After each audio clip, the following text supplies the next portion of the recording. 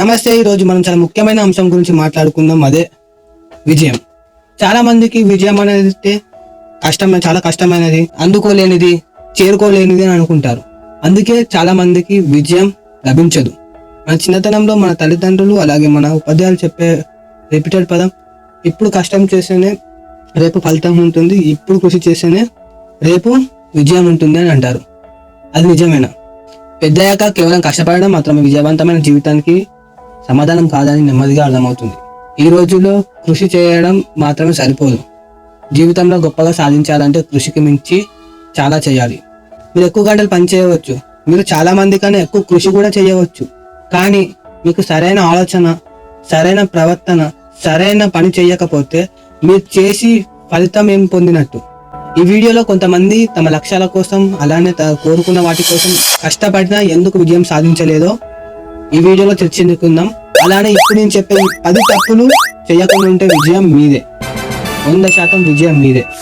Hi guys, this is Vithal Raj. Welcome to my YouTube channel. ఈ వీడియోలో ఒక సక్సెస్ గురించి, అలానే సక్సెస్ సంబంధించి ప్రతి ఒక్కటి మోటివేషన్ నుంచి స్టోరీ టెల్లింగ్ వరకు ఏదైనా చెప్పగలుగుతాను. ఇప్పుడు మనం వీడియోలోకి వెళ్ళిపోతాం. విజయం ఎందుకు పొందలేము? పాయింట్ నెంబర్ 1, విజయం అంటే ఏమిటో స్పష్టత లేకపోవడం. ముందుగా విజయం అనేది స్పష్టతను కనుగొనడం. మీరు మీ జీవితంలో ఖచ్చితంగా ఏమి సాధించాలనుకుంటున్నారు మీకు నిజంగా తెలుసా? చాలా మందికి తెలియదు. చాలా మందికి విజయం ఎలా ఉంటుందో కూడా తెలియదు. వారి భవిష్యత్తు, వారి జీవితం ఎలా ఉంటుందో కూడా తెలియదు. మీరు ఏమి కోరుకుంటున్నారో మీకు తెలియకపోతే మీ కష్టపడడంలో అర్థం లేదు. మీ ప్రయాణాన్ని మొదలుపెట్టే ముందు మీ గమ్యం ఏమిటో తెలుసుకోండి. చాలా మంది తమ సొంత వ్యాపారాన్ని మొదలు పెడతారు. ఇతరుల దగ్గర పనిచేయడం కంటే వారికి వారు ఓనర్ గా చేసుకోవడం ఇష్టపడతారు. కానీ చాలా మంది అలా చెయ్యరు. ఎందుకు చెయ్యరు? ఎందుకంటే వారికి ఎలాంటి వ్యాపారం మొదలు పెట్టాలో తెలియకపోవడం వల్ల. మీ మనసుకి ఏం చేయాలో తెలియకపోతే అది సౌకర్యవంతమైన, అలానే మీరు ఎల్లప్పుడూ చేసే పనినే ఎంచుకుంటుంది. అందువల్ల మీరు ఎలాంటి సక్సెస్ కావాలో తెలుసుకోండి. మీ విజయానికి ఎలాంటి స్టెప్ వేయాలో మంచి స్టెప్ వేయడానికి తయారుగా అండి. తప్పుడు స్టెప్ అయితే నిరాకరించండి. అందువల్ల మీకు ఎలాంటి విజయం కావాలో తెలుసుకోండి. మీ విజయాన్ని నిర్వచించకండి, మీ విజయాన్ని ఊహించుకోండి. మీ భవిష్యత్తు గురించి మీరు ఆలోచించడం మొదలు పెట్టండి. కొద్ది సమయం కేటాయించండి. మీ భవిష్యత్తు, మీ విజయం ఎలా ఉండాలి అని అనుకుంటున్నారు వాటి కోసం. ఇది పాయింట్ నెంబర్ 1. పాయింట్ నెంబర్ 2, స్పష్టమైన ప్రణాళిక లేకపోవడం. విజయం అనేది యాదృచ్ఛికం కాదు అని నేను నమ్ముతున్నాను. విజయం అనేది ఒక శాస్త్రం. దానిని రూపొందించవచ్చు. అంటే మీ విజయాన్ని మీరు సృష్టించవచ్చు. మీరు మీ జీవితంలో ఏం సాధించాలో అని తెలిసినప్పుడు మీరు చేయాల్సిన మొదటి పని ప్రణాళికని సిద్ధం చేసుకోవడం. దురదృష్టవశాత్తు చాలా మంది వారు కోరుకున్న విజయానికి ప్రణాళిక లేదు. కానీ వారి సెలవుల ప్రణాళిక ఉంది, వారి వీకెండ్ల ప్రణాళిక ఉంది.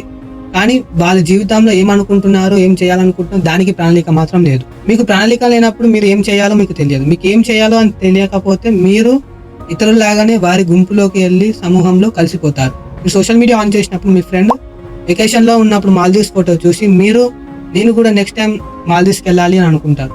అలానే స్క్రోల్ చేసి కిందకి వెళ్తే మీ ఫ్రెండ్ తీసుకున్న కొత్త కారుని చూసి నేను కూడా ఎలాగైనా కొత్త కారు కొనాలి, ఎంతైనా కష్టపడాలి అని మీకు మీరే హామీ ఇచ్చుకుంటారు. కానీ నిజానికి మీరు పరిజ్ఞానంలో పడిపోతారు, అంటే కన్ఫ్యూజన్ లో పడిపోతారు. మీరు మిమ్మల్ని అతన్ని పోల్చి చూస్తారు.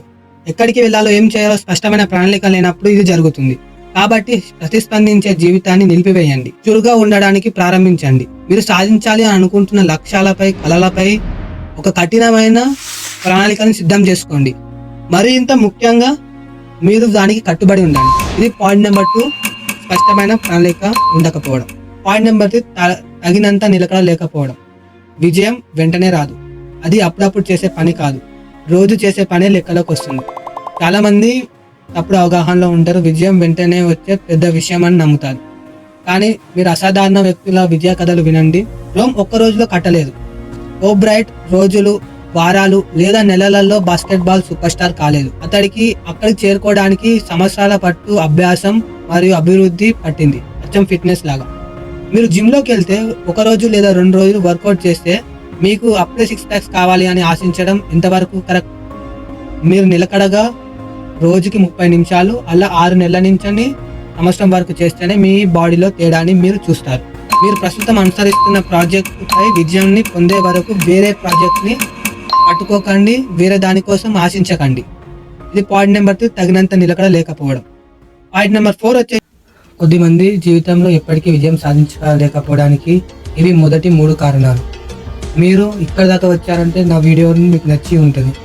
మీరు ఇలాంటి విజయం సంబంధించి ఎన్నో వీడియోల కోసం అండ్ ఆల్సో ఇది పార్ట్ 1 మాత్రమే, పార్ట్ 2 పార్ట్ 3 కూడా ఉంటుంది. మరి ఇలాంటి వీడియోస్ కోసం మా ఛానల్ సబ్స్క్రైబ్ చేయండి.